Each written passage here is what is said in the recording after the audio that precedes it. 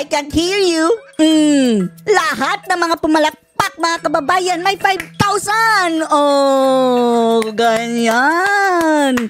Dahil hindi ito papalakpakan kung walang katumbas sa pera, mga kababayan. At para po talagang si Willie Revillame sa wawawin, mga kababayan, na kung si Willie Revillame ay bigyan ng jacket yan, 5,000. O, isa-isa lang, mga kababayan.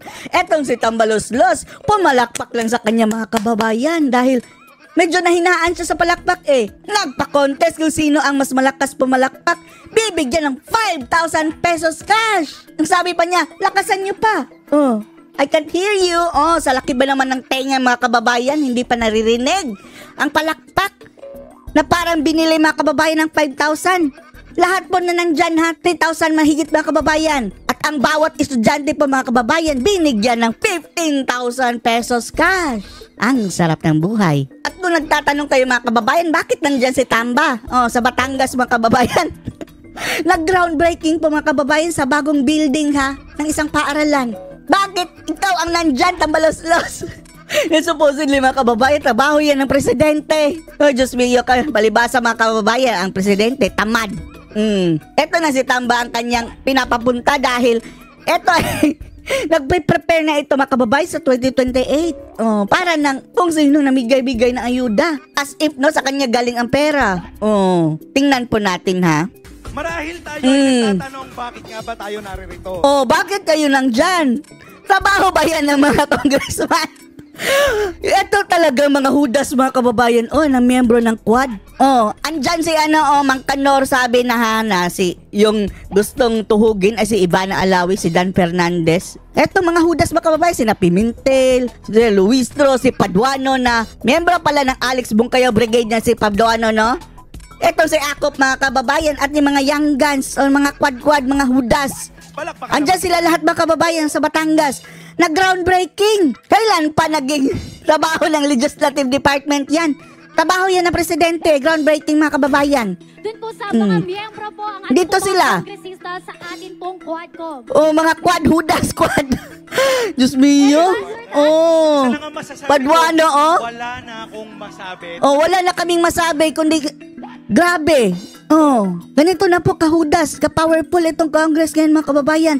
Daig pa ang power ng presidente. Tanga! Oh, so nga! Oh, ito si Akop si Paduano na halos hirap na maglakad, mga kababayan. Nagpunta pa rin dyan. Syempre, utos ni Tamba. Sila daw ang mga superstar ngayon, mga kababayan, sa mga quad. Oh, ha? Palakpakan nyo naman. Mahina, mga kababayan, pansinin nyo, mahina ang palakpakan, dahil wala pang inaalok na pera Later on, mga kababayan, nag-alok ng pera para mas malakas ang palakpak. See? Ano kaya? Walang, ang iba nga hindi tumayo, ang dami pang nakaupo. Wala palakpak. Eto, mga kababayan, nakulangan si Tamba, mga kababayan, kaya nagpa-contest. Hindi nyo ako papalakpakan. Hindi kayo bibigyan ng pera. Kung sino ang mas malakas pumalakpak, bigyan ng 5,000. Huling palastas. Huling palastas. Patalastas, ungas. Ano daw? Ano kaya? Huling palastas. Huling palastas. Ako ng contest dito kung sinong pinakamaingay. Ikaw ang pinakamakaingay dyan, Tamba. Kung sinong pinakamaingay, may premyo. Pinakamalakas daw ang cheer, mga kababayan, dahil yung introduction konti lang ang pumalakpak, mga kababayan. Parang namatayan. Kulang sa kanya.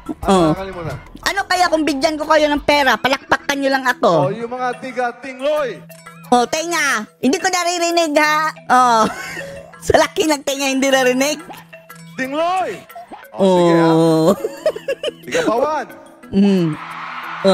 Ayan, yan ang gusto ko. Taga-bawan, palakpakan nyo ako. Ang mas malakas pumalakpak, may premyo. At for your information, mga kababayan, ang premyong ito ay galing po sa tax ng bayan, galing po sa income tax na sa pilitang kinakalta sa inyo, mga manggagawang Pilipino.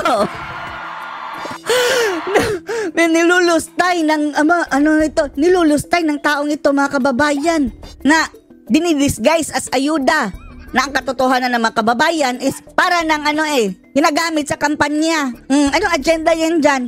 Groundbreaking ng isang congressman, trabaho yan ng presidenteng tamad. Palibasa, mga kababayan, hindi nagdaraban. Pa-happy-happy lang siguro presidente.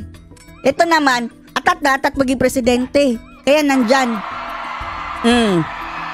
Nanghihingi, mga kababayan, ng palakpak. Pathetic. Grabe, oh. Ang taba na ni Tamba, no? Ano to? Happy mga kababayan, di ba? Etong may pera na.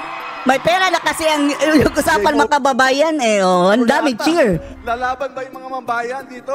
Ano kaya? San Pascual? Ang dami na nag-cheer, mga kababayan. Ang dami kasing pera. Hoy, kasali ako, Tamba, ha? Ilista mo ako dyan.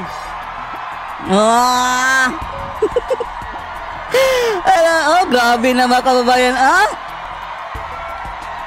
Halos na pumutok ang ugat, mga kababayan, ng mga tao na nagsisigaw lang.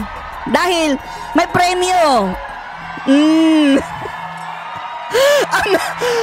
Si Tamba, no? Parang yung nagka-ASF, mga kababayan. Ay, Diyos ko. Yan ang gusto-gusto niya, mga kababayan, i-cheer. Kung hindi bibigyan ng pera, wala ding mag-cheer sa kanya. Happy siya. Hindi pa tapos. Mabini. Sino ang mas malakas? May premyo. 5,000. Kulang na lang jacket, mga kababayan. Grabe nila, inuuto ang mga tao, mga kababayan, Ganyan, mga kababayan, parang ang mga tao ba, parang ganyan nakaliit ang tingin. Cheer kayo sa akin, bigyan kayo ng 5,000 as if sa kanya galing ang pera, ha? Sa kanya sariling bulsa. Galing sa kaban ng bayan na pinaghirapan ng sambayan ng Pilipino. Mukhang nahihirapan tayo dito. Lobo!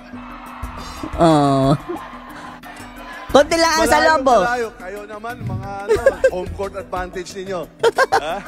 San Luis! Sige pa. Utuhin mo pa, Tamba. Nag-usap kami ni Ma'am Jinky. Okay na. Okay na. Panalo lahat kayo.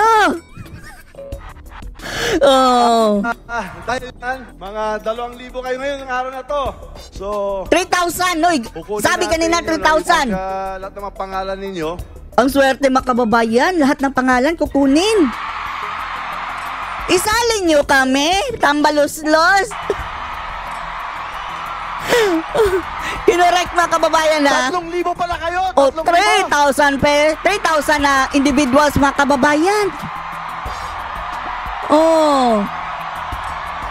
Pagkano ibibigay mo, Tamba? Pinapalakpak mo lang, ha? Wala ngang speech, mga kababayan. Diretso pamigay ng pera. Dito ngayon, makakatanggap ng akap na 5,000. 5,000 pesos lahat. Mga kababayan. Galing yan sa inyong tax. At para sa mga estudyante, isip, 15,000 yan. 15,000 para sa mga estudyante. Lahat ng estudyante dyan, mga kababayan, dahil paaralan yan Nag-groundbreaking, mga kababayan, sa building. 15,000 pesos. Ang daming pera.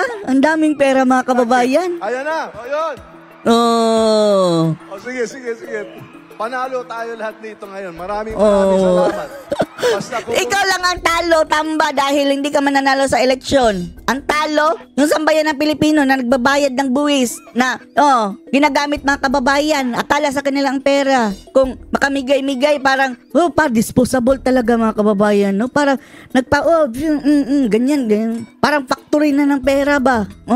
Dugot pawis yan ng bawat Pilipinong nagbabayad ng buwis. Ungas. Akala mo kung sa'yo? Para lang palakpakan ka?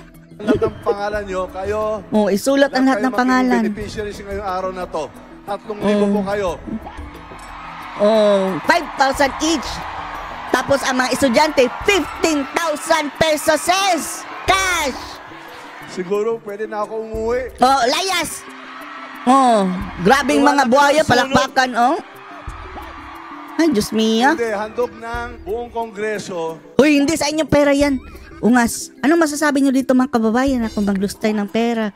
Ay, akala nyo sa kanya. Pumalakpak lang kay Tamba, 5,000 agad. Okay lang yung mga estudyante, 15,000. Dahil sa estudyante naman iyon. Pero eto, palakpak lang. 5,000. Anong masasabi nyo dito? Post your comments below.